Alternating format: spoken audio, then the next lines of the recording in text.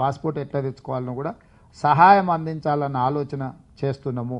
ఎక్కడైతే ప్రగతి భవనం అని ఆయన ఒక్కడు మాత్రమే ఉండి ఎవరికి అనుమతి లేకుండా చేసిండో ప్రతి కార్మికుడు అక్కడికి వచ్చి అక్కడనే ఒక పెద్ద ఆఫీస్ అక్కడ మొత్తం ఆయన బంగ్లాలు కట్టిపెట్టిండు, ఆయన కోసం కట్టుకున్నాడు. ఇప్పుడు నేను ప్రజలకు ఉపయోగిస్తున్న వాటిని.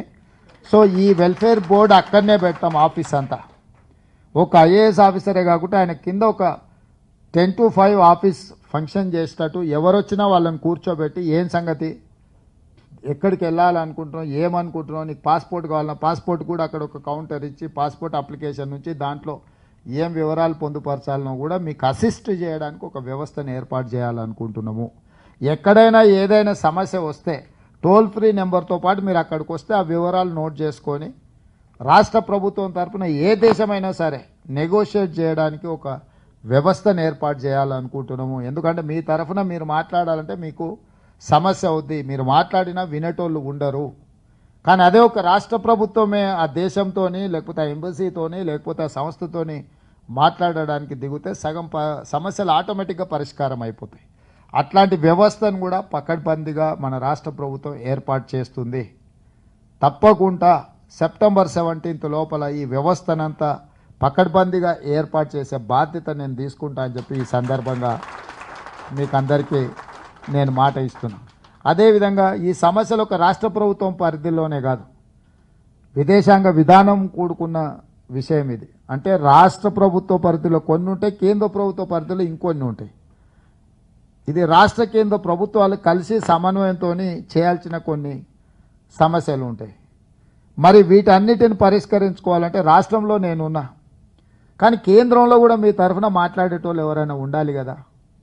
అవసరం అనుకుంటే పార్లమెంట్లో లేచి నించొని ఇది మా సమస్య, మా కోరుట్లలో లేకపోతే మా జగిత్యాలలో లేకపోతే మా నిజామాబాదులో మా ఆర్మూర్లోనో మా బోధన్లోనో మా వేములవాడలో ఎక్కడైనా ఒక సమస్య ఉందిగో ఈ కార్మికుడి పేరు ఇది, ఈ కార్మికుడికి సమస్య ఉంది, దేశంలో ఉంది అని విదేశాంగ మంత్రిని అవకాశం వస్తే మనమే మంత్రులు అవ్వడం, మనమే నిర్ణయాలు చేయడం, మనమే సంతకాలు పెట్టడం ఒక్క అవకాశం. ఆ అవకాశం రానప్పుడు కనీసం మీ తరఫున ప్రశ్నించే వ్యక్తులు అయితే పార్లమెంట్లో ఉండాలి కదా. ఇప్పటి వరకు మీరు చాలా మందిని పంపించారు, మీ తరఫున మాట్లాడిన వాళ్ళు ఉన్నారని నేను అనుకోవడం లేదు. పార్లమెంట్లో కొన్నిసార్లు ఓటమి కూడా మంచి భవిష్యత్తుకు ఒకసారి ఉపయోగపడుతుంది. ఉదాహరణ నేను 2018 శాసనసభ ఎన్నికలలో ఓడిపోయిన తర్వాత మిత్రులు కావాల్సిన వాళ్ళు మిత్రులేమో బాధపడ్డారు, శత్రువులేమో సంతోషపడ్డారు, అయిపోయింది ఈయన పని అని. కానీ 3 నెలలు తిరిగే లోపల ఎన్నికలు వచ్చినాయి. పార్లమెంట్ సభ్యుడైనా ఢిల్లీకి వెళ్ళడం వల్ల దేశానికే పెద్ద పార్లమెంట్కు ప్రాతినిధ్యం వహించే అవకాశం వచ్చింది. వితిన్ 3 monthsలో ప్రజలు విఘ్నులు ఆలోచన చేసిండ్రు, ప్రశ్నించే గొంతుక ఉండాలి అని ఎంబడే నన్ను ఎంపీకి పంపించారు, ప్రశ్నించే గొంతుక ఉండాలని జీవనాన్ని ఎమ్మెల్సీకి పంపించారు. మీరు అందరు కలిసి ఢిల్లీకి వెళ్ళడంతో అధినాయకుల దృష్టిని ఆకర్షించడం కానీ లేకపోతే పార్లమెంట్లో మా యొక్క ప్రయత్నము పార్టీ తరఫున ఉన్న మా కమిట్మెంట్ను చూసి పిసిసి అధ్యక్షుడు అవడం, పిసిసి అధ్యక్షుడు అయిన తర్వాత రాష్ట్ర రాజకీయాలలో జరిగిన మార్పులు మీకు తెలుసు, ఈరోజు ముఖ్యమంత్రి కావడం. 2018 అసెంబ్లీలో ఓడిపోవడం వల్ల 2019లో వచ్చిన అవకాశం వల్ల 2023లో ఈ రాష్ట్రానికి ముఖ్యమంత్రి అయ్యే అవకాశం కాంగ్రెస్ పార్టీ ఇచ్చింది, మీరు అందరు ఇచ్చిండ్రు. నాకెందుకో బలంగా జీవనానికి కూడా అట్లా అదృష్టం వరించి కేంద్రంలో మంత్రి అవుతాడని నేను భావిస్తున్నా. వారక్కడికి వెళ్ళి మాట్లాడాలన్నా, వారక్కడికి వెళ్ళి ఇంకేదైనా పెద్ద హోదాలో కూర్చోవాలన్నా, ఇంతకుముందు మిత్రుడు అన్నట్టుగా పార్టీలకు అతీతంగా దీంట్లో చాలామంది చాలా లైక్లు డిస్లైక్లు ఆర్ ఓరియంటేషన్ ఆర్ అఫిలియేషన్ సిద్ధాంతపరంగానో లేకపోతే వ్యక్తిగతంగా పరిచయాలు మనకు మిత్రులు ఉంటారు. కొన్నిసార్లు మన పార్టీతో సంబంధం ఉండదు, మన మిత్రుడు నిలబడ్డాడంటే ఇంకో వైపు ఉంటారు. కానీ ఈ ఒక్కసారి మాత్రం నేను మీకు చేసే విజ్ఞప్తి, నేను రాష్ట్రమంతా కూడా అడగడంలే, కరీంనగర్ నిజామాబాద్ ముఖ్యంగా నిజామాబాద్లో అక్కడనే సమస్య ఉంది, అక్కడనే మూలం ఉంది, పరిష్కారం కూడా చూపించాల్సింది అక్కడనే. పరిష్కారం చూపించాలంటే మీ తరఫున ప్రాతినిధ్యం వహించే వ్యక్తి పార్లమెంట్లో ఉండాలి.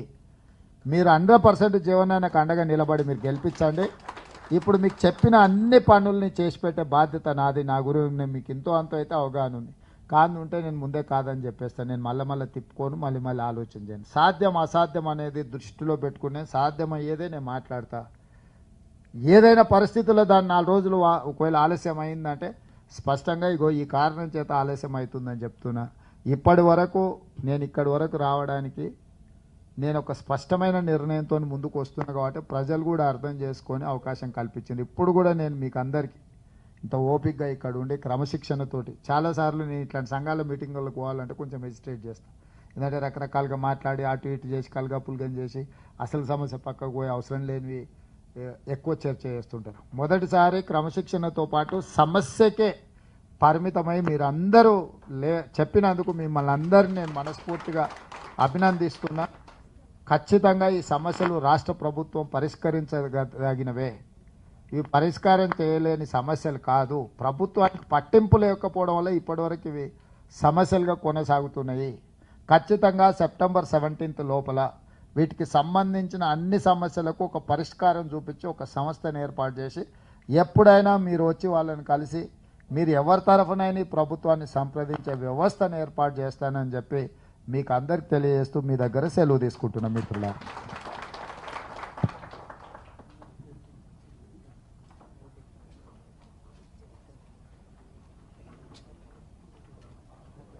చిన్న అనౌన్స్మెంట్. మనము